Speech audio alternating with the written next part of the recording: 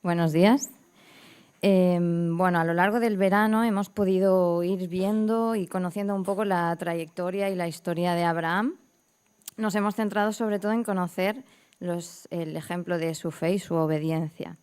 Hemos recorrido desde su llamado, el pacto con Dios, la promesa sobre su descendencia, el nacimiento de su hijo Ismael, algunas malas decisiones también que tomó en su historia, y llegamos al nacimiento de Isaac, que es el hijo de la promesa. En el capítulo 21, que es el capítulo justo de antes al que hemos leído, se nos dice que Abraham tenía 100 años, más o menos, 100 años cuando tuvo a Isaac. Y la verdad que pensando en esto, en que lo tuvieron en su vejez, no podía evitar pensar en nuestro hijo Caleb, ¿no? Y en el valor que tuvo este matrimonio para criar a un hijo con 100 años, ¿no? Si Jonathan y yo con 32 años a veces estamos que no podemos más. Y la verdad que tiene mérito, y gracias a los abuelos que os quedáis con vuestros nietos cuando los hijos trabajan, porque de verdad que es mucho mérito. Así que bueno, en fin, eran otros tiempos, ¿no? Y bueno, la historia tenía que ser así. Pero oye, muy bien. El caso es que en este capítulo 21 se narra que nace Isaac y años más tarde, cuando es destetado, hacen una celebración, ¿no? Y por lo que he leído, hacían esta celebración porque el niño dejaba de estar en la etapa más vulnerable, donde había una mortalidad muy alta. Entonces hacían una celebración porque ya comía sólidos, ya era como un poco más independiente y significaba que ya había pasado esta etapa, ¿no?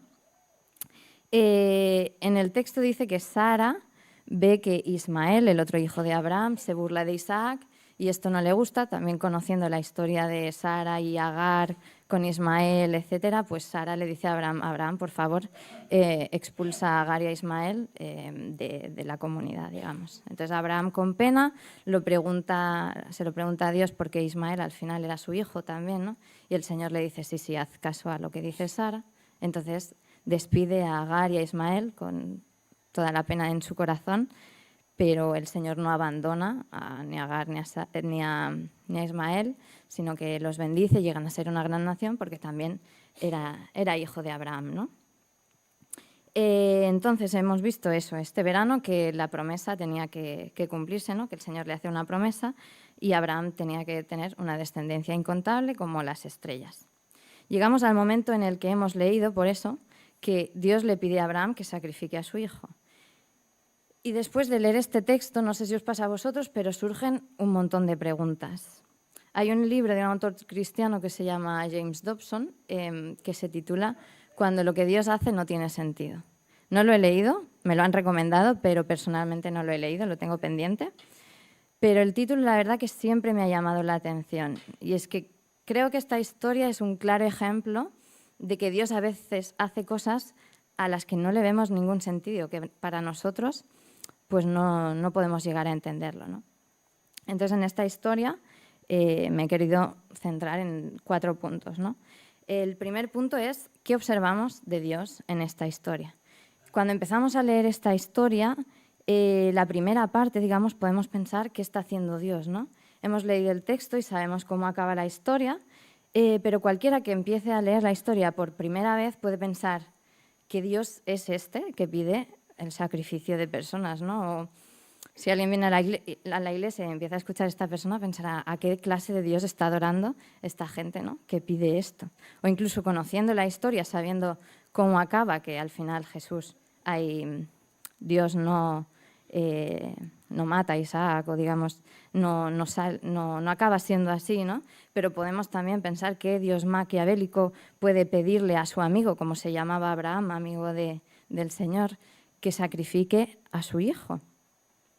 Y de hecho impacta más todavía, no sé si os lo habéis parado a pensar, que en la forma en la que debía sacrificar a Isaac, debía degollar y quemar a su hijo. En Levítico 1, de hecho, aunque la ley es posterior, se relata cómo debían ser los holocaustos. Y dice en el versículo 3 de Levítico 1 en adelante, dice: si el animal que ofrece en holocausto es de ganado vacuno, deberá presentar un macho sin defecto a la entrada de la tienda de reunión. Así será aceptable al Señor. Pondrá su mano sobre la cabeza de la víctima, la cual le será aceptada en su lugar y le servirá de propiciación.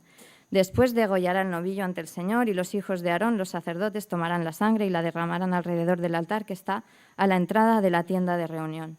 Luego desollará la víctima del holocausto y la cortará en trozos. Los hijos de Aarón, los sacerdotes, harán fuego sobre el altar y echarán leña. Después acomodarán los trozos sobre la leña encendida del altar, junto con la cabeza y el sebo, bueno, etcétera, ¿no? Solo de pensarlo, la verdad que se nos puede poner la piel de gallina. Y podemos pensar eso en la pregunta de cómo Dios podía pedir algo así, ¿no? Algo tan difícil. ¿Qué clase de Dios tenemos? Y aunque sepamos, vuelvo a decir, aunque sepamos el final, qué cruel hacer pasar por eso a un padre, ¿no? Sacrificar a su hijo para comprobar su fe. Y vuelvo a repetir, sabemos el final de la historia, pero Abraham no lo sabía. Y para él, que Dios le pidiera que sacrificara a su hijo tuvo que ser una fuente de emociones, de incerteza, de inseguridad, quizá. No sabemos realmente cómo se lo tomó, porque en la Biblia no lo pone, no lo describe. Pero podemos pensar que se cuestionaría ciertas cosas, incluso que vería una contradicción. Si Dios le había prometido descendencia por medio de Isaac, ¿cómo es que le estaba pidiendo ahora que matase a Isaac, que lo sacrificase?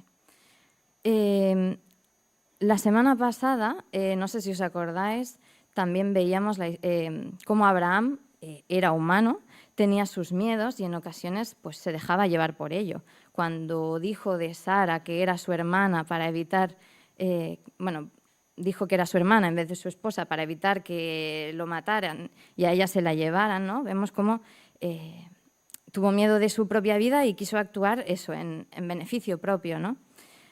No solo en una ocasión, sino en dos. Entonces vemos que es humano, que también tenía sus miedos. Sin embargo, en esta ocasión vemos que Abraham no dice nada, simplemente obedece, no parece horrorizado, no parece que tenga ningún miedo. Entonces podemos preguntarnos, ¿cómo confiaba en ese momento tanto en Dios? ¿Cómo es que no se ve ninguna reacción, ¿no? ¿Qué pruebas le había dado Dios a Abraham para que confiara en él de esa manera? Dios no había abierto el mar rojo ante él, no había visto ese milagro, ¿no? tan llamativo como pasó años atrás con el pueblo de Israel, o no lo había librado del fuego, como hizo con los amigos de Daniel. Sí que en su vejez les dio un hijo a una mujer también estéril, pero mucho antes de que eso pasara, Abraham ya confiaba plenamente en Dios. Lo vemos en su llamado. Dios llama a Abraham a que deje su tierra, su familia, su casa, y éste obedece sin decir nada. Obedece sin poner excusas, cree y confía en él. La prueba que Abraham tenía para esa confianza, para confiar plenamente en él, es que el Señor siempre había cumplido su palabra. Y una pregunta que podemos hacernos para nosotros mismos es: ¿qué clase de pruebas o evidencias te ha dado Dios a ti para que creas y confíes en Él? Y es un buen ejercicio pensar en esto porque a veces nos preguntan, ¿por qué crees en Dios? ¿No? Y a veces tenemos que pensar o no decimos lo que... Y es bueno escribirlo, saber por qué realmente crees en Dios. Segundo punto, ¿qué vemos en Abraham, el siervo? Vemos una fe que le lleva a una obediencia traducida en acciones. Abraham recibe el mandato, se levanta de madrugada y se dispone a preparar todo lo que necesitaba para el viaje. No prolonga en el tiempo una espera para ver si el Señor cambiaba de opinión o esperando una doble confirmación para asegurarse de que realmente le estaba pidiendo eso. No. Tal cual Dios se lo ordena, él obedece y lo hace. Una reflexión que leí, una frase sobre este pasaje decía: cuando discernimos un verdadero llamado de Dios, o sea, cuando sabemos identificar un verdadero llamado de Dios o leemos sus instrucciones en su palabra, debemos actuar. La obediencia no es opcional cuando Dios ordena algo. Y aquí hago un inciso. Como dice la frase, debemos discernir la voz de Dios, debemos saber identificar cuál es la voz de Dios. Sabemos que Dios no se contradice y conocemos su voz por medio de su palabra. Y si tenemos claro lo que dice su palabra, podemos desconfiar de todo aquel que diga lo contrario, por muy maduro que parezca espiritualmente o por mucho que nos diga el Señor me ha dicho. o el Señor ha puesto en mi corazón. Si se contradice con su palabra, desconfiad. Hay sectas donde los seguidores han obedecido a sus líderes porque creían que eran un mensajero de Dios y han hecho barbaridades que se contradecían con lo que decía la Biblia. Un ejemplo es el suicidio colectivo que promovió Jim Jones en Guyana a finales de los 70, donde hizo un llamado y más de 900 de sus seguidores se suicidaron creyendo que obedecían a la voz de Dios. Debemos saber discernir cuál es la voz de Dios. Abraham reconocía la voz de Dios y sabía que Dios cumplía sus promesas. Y Dios le había prometido descendencia por medio de Isaac. ¿En qué confiaba entonces Abraham? O sea, ¿qué confiaba que hiciera Dios para que cumpliera su promesa? Quizá confiaba en que el Señor iba a proveer un cordero, como le había contestado a su hijo a la pregunta de ¿dónde está el cordero para sacrificar? Pero si nos fijamos en el texto, lo que creía Abraham lo vemos en el versículo 4.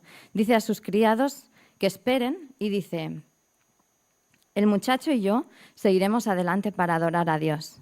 ¿Y qué más dice? Dice, luego regresaremos junto a vosotros. Regresaremos juntos. No dice, luego volveré yo a vosotros. Dice, volveremos los dos. Está incluyendo a Isaac en esa frase, porque Abraham sabía, tenía la certeza de que volverían los dos. Abraham creía que Dios resucitaría a su hijo, porque siempre cumple sus promesas. Y tenemos la certeza de que Abraham creía que resucitaría a su hijo porque Hebreos lo confirma. En el capítulo 11, versículos 17 y 19 dice, por la fe Abraham, que había recibido las promesas, fue puesto a prueba y ofreció a Isaac su hijo único, a pesar de que Dios le había dicho, tu descendencia se establecerá por medio de Isaac. Consideraba Abraham que Dios tiene poder hasta para resucitar a los muertos, y así, en sentido figurado, recobró a Isaac de entre los muertos. Abraham creía en la resurrección mucho antes de que Dios hubiese obrado ese milagro, ¿no? Y aunque sabemos que Abraham tenía esa confianza absoluta en Dios, no podemos perder de vista la dificultad de la prueba a la que estaba siendo sometido. Aunque Abraham creyera eso, que su hijo iba a resucitar, que iba a volver con su hijo, primero tenía que sacrificarlo. Versículo 9 dice, después ató a su hijo y lo puso sobre el altar, encima de la leña. Entonces tomó el cuchillo para sacrificar a su hijo. Qué difícil, qué duro tiene que ser ese momento, a pesar de lo que sepas, de que sepas lo que va a venir. Sproul, un autor reconocido, dice en su libro ¿Qué es la fe? Cita, esta es una historia de fe al grado absoluto. Lo único que la supera en la Escritura es la fe de Cristo mismo. Abraham, Abraham, no pongas tu mano sobre el muchacho ni le hagas ningún daño. Ahora sé que temes a Dios porque ni siquiera te has negado a darme tu único hijo. Y de nuevo aquí surgen dudas. ¿Qué clase de Dios pide algo así? Y surgen más dudas. ¿Acaso Dios, que es omnisciente, no conoce nuestra fe? ¿Para qué necesita pruebas de ello? Dios nos conoce incluso mejor que nosotros mismos, conoce todo de nosotros, conoce nuestro corazón, conoce el grado de fe que tenemos muchísimo mejor que nosotros. Pero en la Biblia lo dice, el Señor nos prueba para que salgamos fortalecidos. Nosotros necesitamos conocer hasta qué punto creemos y confiamos en Dios, hasta qué punto tomamos acción, caminamos en la dirección que nos manda. A través de las pruebas podemos conocer en qué punto de nuestra madurez espiritual estamos. Y también podemos preguntarnos, ¿Dios nos somete a pruebas más allá de lo que podamos soportar? Sabemos que no, porque la Biblia dice que no nos da nada más de lo que podamos soportar, ¿no? Entonces determinamos que una prueba sea difícil no es lo mismo a que sea demasiado para nosotros. Incluso quizá una prueba de este tipo, todos podríamos superarla, igual sería demasiado para algunos, ¿no?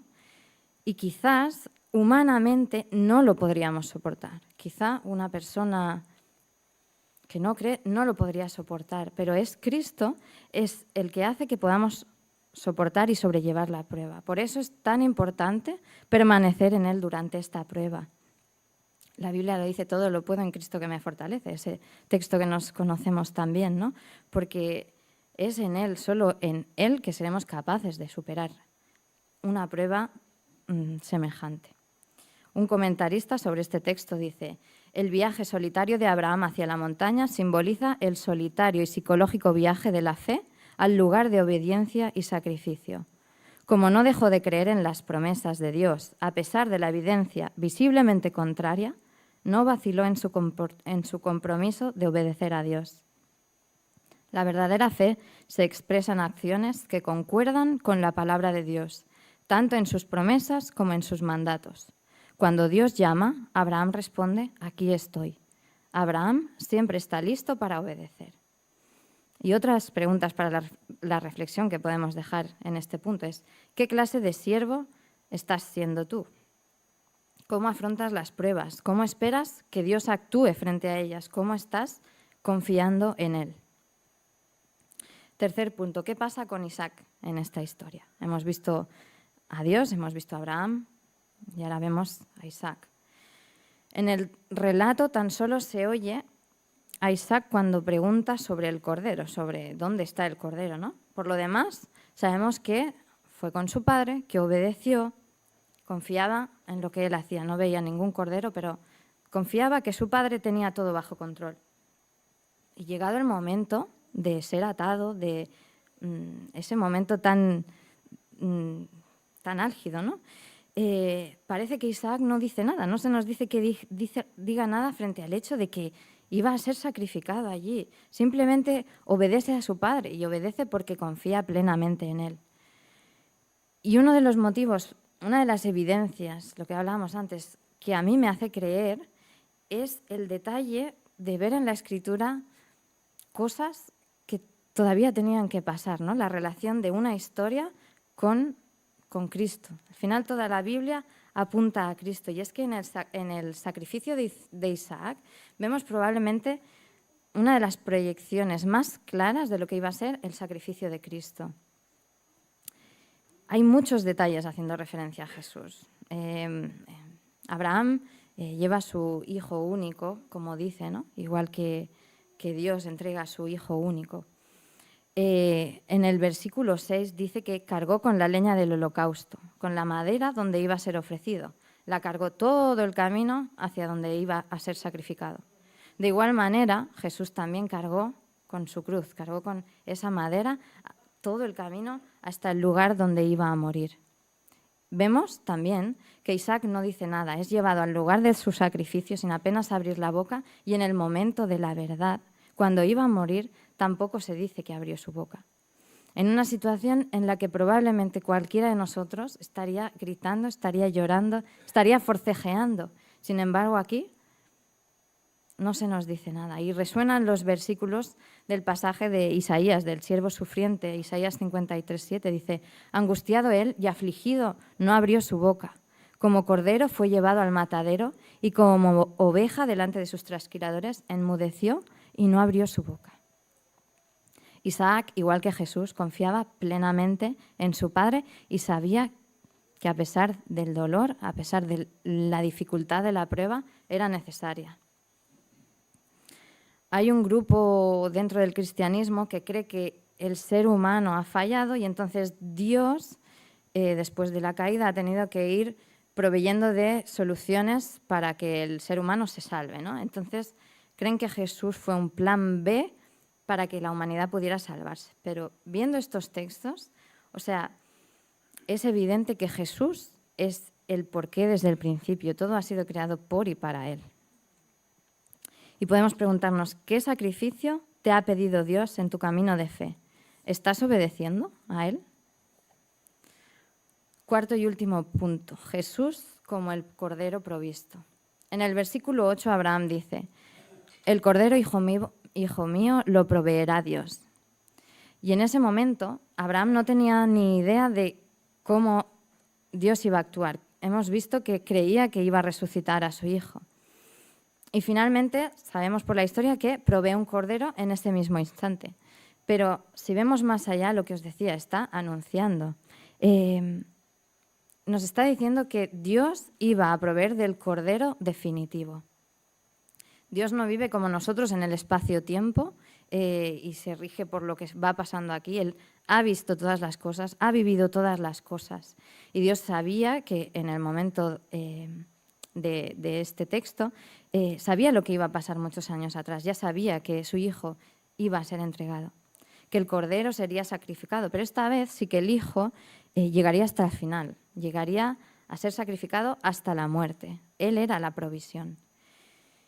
El elemento del sacrificio debía ser perfecto y sin mancha. Isaac no cumplía con esos requisitos, pero Jesús sí que era el cordero perfecto y sin mancha, el único capaz de limpiar el pecado de toda la humanidad. Por eso fue el sacrificio último y definitivo. ¿Y qué necesidad había de que alguien fuese sacrificado por la humanidad? ¿Realmente el pecado es tan grave para merecer la muerte de alguien? Hace un par de domingos también Rubén predicaba sobre la importancia del pecado, hablando del juicio sobre Sodoma y Gomorra, ¿no? Decía, si Dios es justo, no puede pasar por alto las consecuencias de los actos de la humanidad. No sería entonces un Dios justo. Y lo cierto es que todos pecamos. Y pecado, la verdad que es una palabra incómoda tanto aquí como fuera, en todas partes. Pecado, no nos gusta oír esa palabra ni nos gusta relacionarla con nosotros.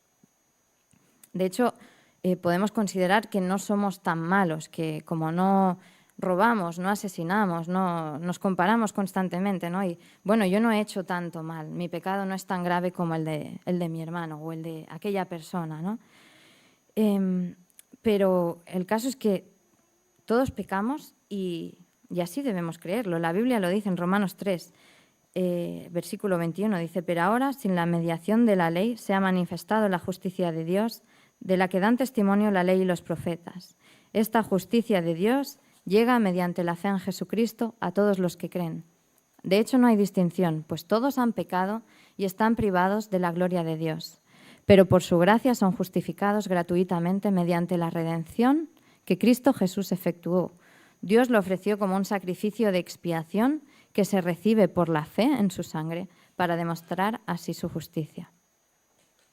El pecado más grande realmente es vivir lejos de Dios, es estar alejado de Dios. Imaginemos que damos lo más precioso de nuestra vida. Podemos pensar en nuestros hijos, podemos pensar en nuestra propia vida. Lo más valioso, lo entregamos para que la humanidad se salve, ¿no? Y esta humanidad no quiere saber nada de ti. Has dado lo que más valor tenía y no lo han querido. Entonces, ese es el pecado lo más grave, rechazar el sacrificio de Jesús.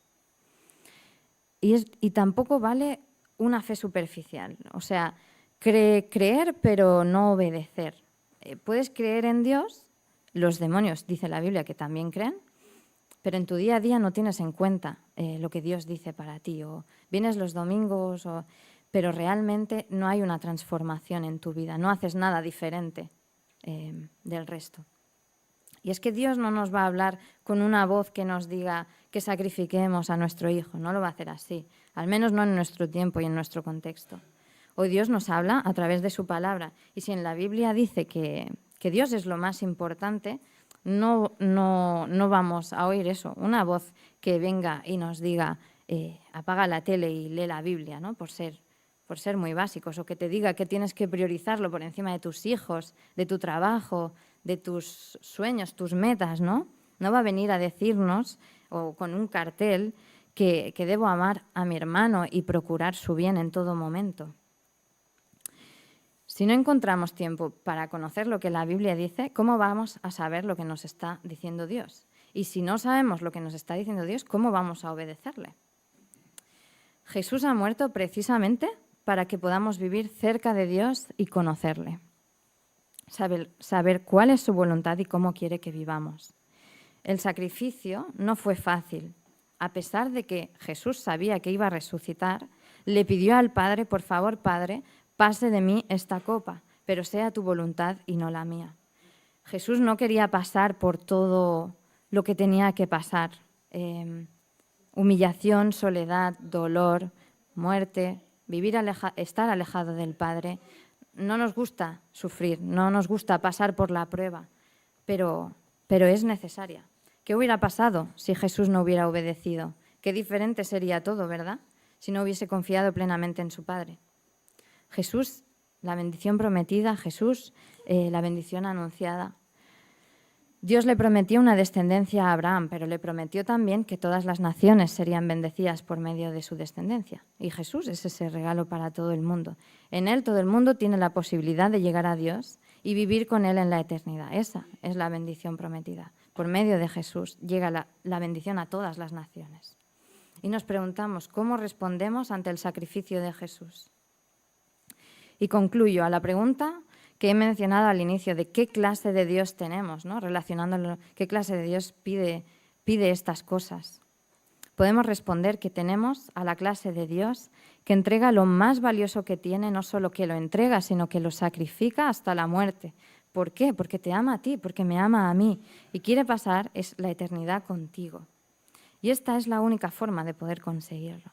Y en muchas ocasiones a mí me ha surgido la pregunta de Dios, que es todopoderoso, ¿no podía hacer que el perdón fuese de otra manera? Algo que no implicase tanto sufrimiento, que no implicase la muerte de su hijo, ¿verdad?